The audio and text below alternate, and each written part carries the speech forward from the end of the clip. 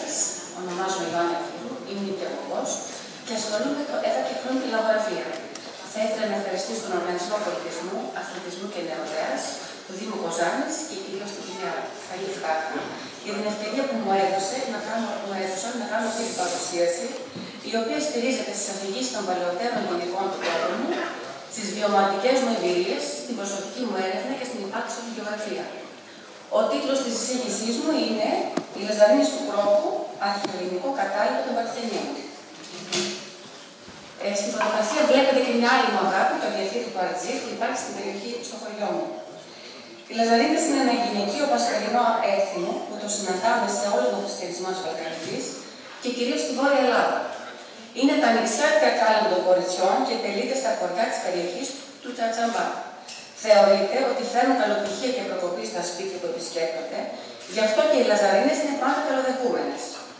Το έθιμο γιορτάζεται όμοια σχεδόν σε όλα τα χωριά, με ελάχιστες διαφορές ως προς την προετοιμασία, την έναρξη, τη λήξη, τα τραγούδια και τη μελωδία τους.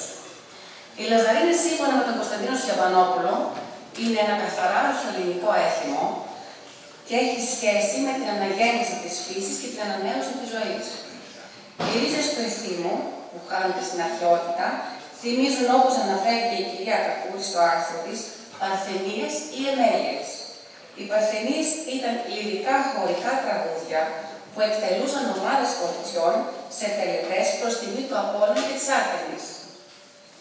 Τα αργά και σιρτά βήματα των Λαζαρίνων, το ρυθμικό κούνημα των χεριών τους αριστερά-δεξιά, ο κύκλος του χορού που δηλώνει τη συντροφικότητα, είναι στοιχεία που θυμίζουν έντονα μια αρχαία θεατρική παράσταση.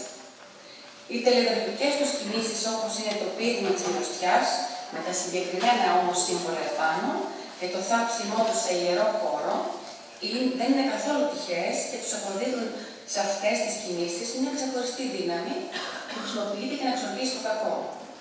Όταν αργότερα επικράτησε ο χριστιανισμός, το έθιμο που ήταν ριζωμένο στην εορταστική ρουτίνα των ανθρώπων της περιοχής μας, φυσιολογικά τροποποιήθηκε.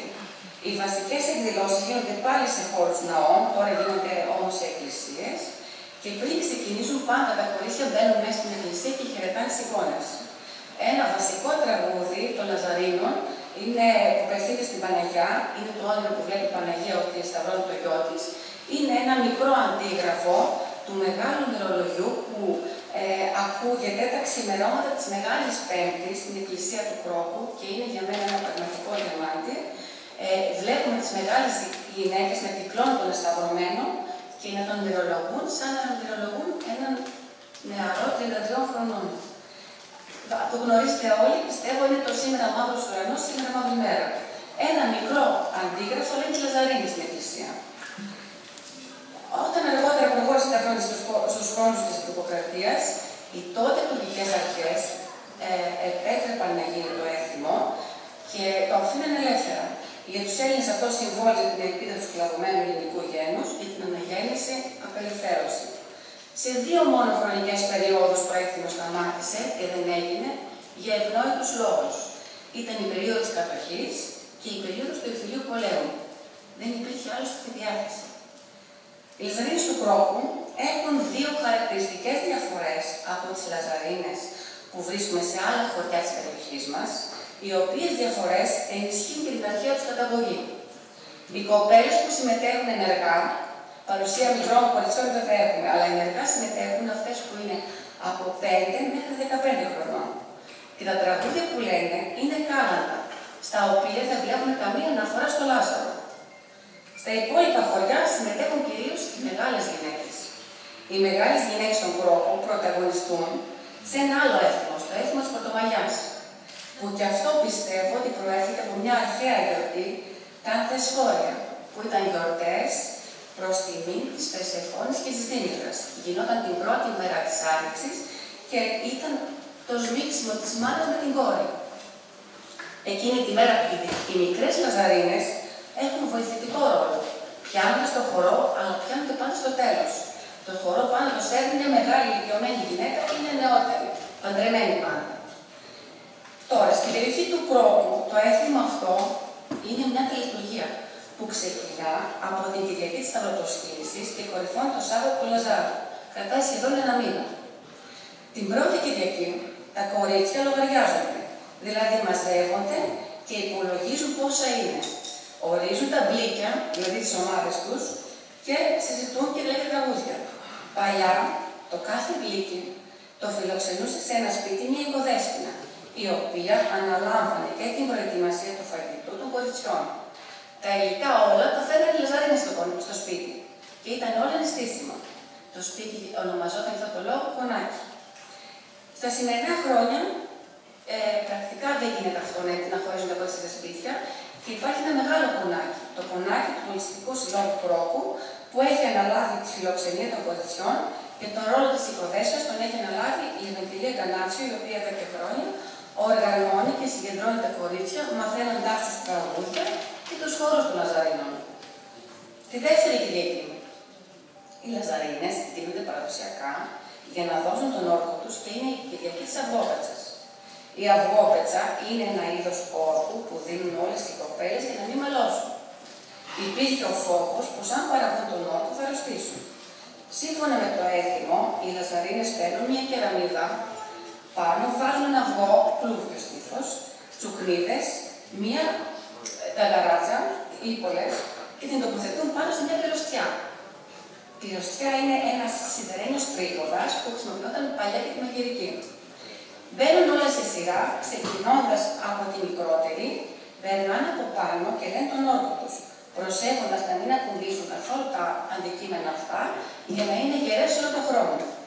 Τα λόγια του όρκου που λένε είναι «ας περάσω και ας κακιώσω». Είναι μια παράφραση ίσως που περνάω και ορκίζομαι να μην κακιώσω. Μπαίνουν σε μια σειρά, ξεκινάνε την πρώτη και η τελευταία, σπάει το αυγό με το πόδι της. Όλες μαζί ορκίζονται λέγοντας «Όποια κακιός να μας ζουχτήσαν τα αυγό, να πρασνίσαν τσουκλίδα, να στεγνώσαν τα καράτσα».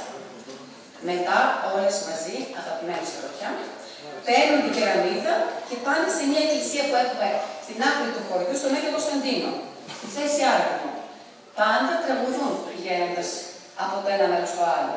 Τραγουδούν τραγούδια όπως το «Κάπου κίνησα να πάω στα Αγίνα» και το «Τσιντζιρό γαϊτάνι και αργυρό κουμπίο Τζάνο». Εμείς αυτό το Τζάνο, που σημαίνει ψυχή μου στα τουρκικά. Στον χώρο της εκκλησίας θάβουν το σπασμένο αυγό, την καταράζα και τις σοκνίδες και έτσι πιστεύουν πως ξορκίζουν το κακό. Αφού τελειώσουν, χαιρετούν τα εικονίσματα, χορεύουν και τραγουδούν τοπικά τραγούδια σε αργό ρυθμό. Με χορούς συνοδεύουν όλες τις εκδηλώσεις τους και συνήθως οι χοροί τους είναι αργοί. Η βαριά φορεσιά του Κρόκου δεν επιτρέπει και πολλά στροφογυρίσματα.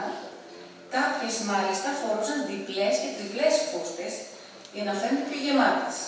Αλλά πρότυπα τότε, αν σκεφτούμε ότι τότε η γυναίκα η γεμάτη ήταν το καλό, το υγιές, ενώ στην εποχή μας έχουν αλλάξει αυτά. Κυρίως όμως οι γυναίκες, οι κοπέλες, οι κόρες του Κρόκου έπρεπε να είναι σεμνές. Δεν είχαν πολλά τρεφογυρίσματα. Η πρώτη μάλιστα που έστελνε το χορό είχε τα μάτια της χαμηλά και το χέρι της κατεβασμένο. Την Τρίτη Κυριακή συγκεντρώνονται για να κανονίσουν λεπτομέρειες. Είναι η Κυριακή με τον μπλεγγούρι. Το μπλεγγούρι το πληγούρι που το μαγείρευε κάθε οικοδέσποινα που έχει το κονάκι μαζί με άλλα νηστίσιμα όπως πίτες, πιλάφι και φασόλια. Αυτό γινόταν παλιά. Καθόταν όλα μαζί τα κορίτσια και τρώγανε. Στο σνί. Το σνί είναι ένα χαμηλό τραπέζι που έχουν όλα τα σπίτια και σε αυτό τρώγανε το καθημερινό του φαγητό. Σε αυτές τις συναντήσεις τα κορίτσια δημιουργούσαν φιλίες. Γινόταν συντρόφισσες, όπως λέγανε χαρακτηριστικά. Αυτές οι φιλίες κρατούσαν χρόνια. Σε αυτές τις μαζόξεις ξεχώριζε όχι μόνο η ομορφιά, αλλά και ο χαρακτήρας της καθεμιάς, καθώς και η ικανότητα της έφηβης κοπέλας να ανταπεξέλθει στις ανάγκες μιας ενήλικης γυναίκας. Παλιά ήταν λίγες οι φορές που τα κορίτσια μπορούσαν να βγουν από το σπίτι τους και ένας από τους σκοπούς του ευθύμου των Λαζαρίνων ήταν και το νηφοδιάλεγμα από τις γυναίκες που είχαν υποψήφιους γαμπρούς, οι οποίες έβρισκαν ευκαιρία να επισκεφτούν το κονάκι και να πάρουν τις αποφάσεις τους. Στα σημερινά χρόνια, βέβαια, το νηφοδιάλεγμα δεν υπάρχει, αλλά τα κορίτσια πάλι συγκεντρώνονται αυτή την Κυριακή στον χώρο του πρώτου δημοτικού σχολείου για να μάθουν τα τραγούδια και τους χορούς.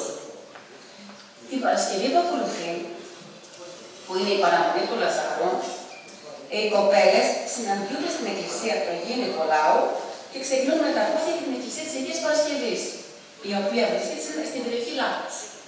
Πάλι τραγουδούν στον δρόμο και μόλις φτάνουν στην είσοδο της εκκλησίας, σταματούν και λένε ένα τραγούδι στην Παναγία, που είναι η πρώτη μας οικοδέσποινα. Η σκάλα γεμίζει με κόκκινα μαντήλια και οι φωνές των κοριτσιών πιο δυνατές τώρα και λόγω του χώρου σε κάνουν να τριχιάζεις. Καλημέρα σου Παναγιά, καλώς τις Λαζαρίνες. Αφού τελειώσουν, χαιρετούν τις εικόνες, παίρνουν το φιλοδόρημα από τους υπευθύνους και χορεύουν στο προάβλιο ένα ακόμα τραγούδι. Δώσ' της Παναγιάς στα δέντρα, Λαζαρίνες που χορεύουν. Φεύγουν από εκεί και πάνε στο σπίτι του παπά, όπου λένε τραγούδια και πενέματα για αυτόν και την παπαδιά. Εδώ στα φαίνεται τις αυλές και τις κυράς της πόρτας. Τα τραγούδια τους είναι, όπως είπαμε, δεξιάτικα κάλαντα, όλα έχουν πενέματα και ευχές. Παλιά πήγαινε τις άλλες αυτές του χωριού, στον πρόεδρο και στο δάσκαλο. Αυτό βέβαια δεν είναι. Ξημερώντας το Σάββατο του Λαζάρου, το χωριό γέμιζε πισινιές και πράσινες φούστες, άσπρες ποδιές και κόκκινα μαντήλια. Τραγούδια που μπόνουσαν σε κάθε γειτονιά και τα κορίτσια χώριζαν το χωριό σε μαχαλάδες.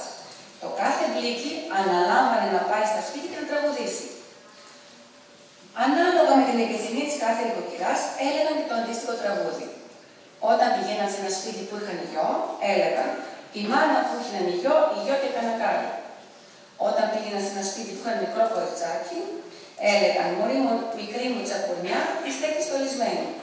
Στο σπίτι που είχαν κόρη σε ηλικία γάμου, έλεγαν το «Εδώ έχουμε κόρη για παντριά, κόρη για αραβώνα», την τάφουν και την προξενούν, στο είχα γιο την δίνουν. Στο σπίτι που είχαν ξενιτεμένο, λέγαν το παραδοσιακό ξενιτεμένο βουλί και παραπονεμένο, ένα τραγούδι που δεν ακουγόταν εδώ και χρόνια, αλλά βλέπουμε ότι ξαναγυρίσει και ξανακούγεται. Οι νοικοκυρές έγιναν τις ευχές τους, από φαυγά μαζί με ένα φιλοδόρημα ή ένα κέρασμα. Τα κορίτσια, αφού τελείωναν, μαζευόντουσαν στο κονάκι τους και έτρωγαν τα νηστίσιμα φαγητά που τους είχε ετοιμάσει η οικοδέσποινα που τους φιλοξενούσε και γεύγοναν το παραδοσιακό γλυκό των Λαζαρίνων, το ατζέμ πιλάφι. Στα χρόνια μας, μαζεύονται στο μεγάλο κονάκι, που είναι το κτίριο του Πολιτιστικού Συλλόγου Κρόκου, Ιωακήμ Λιούλιας, και με την καθοδήγηση της κυρίας Γκανάτσιου συγκεντρώνουν τα αυγά, τα φιλοδορήματα και τα μοιράζονται μεταξύ τους. Μετά τρώνε όλες μαζί, χορεύουν, τραγουδούν και κουβεντιάζουν. Κουρασμένοι στο τέλος, χαιρετιούνται και εύχονται να συνεργαστούν γερές του χρόνου και να συνεχίσουν το όμορφο αυτό παραδοσιακό έθιμο. Σας ευχαριστώ που με ακούσατε και μοιραστήκατε την αγάπη μου για την παράδοση. Και για μένα παράδοση δεν είναι η διατήρηση της τάχτης, αλλά η μεταφορά της φλόρας. Ευχαριστώ πάρα πολύ και την κυρία Ιωάννα Ρώτα. Και την πολύ μου δεύτερη άκουσα, την παρουσίαση.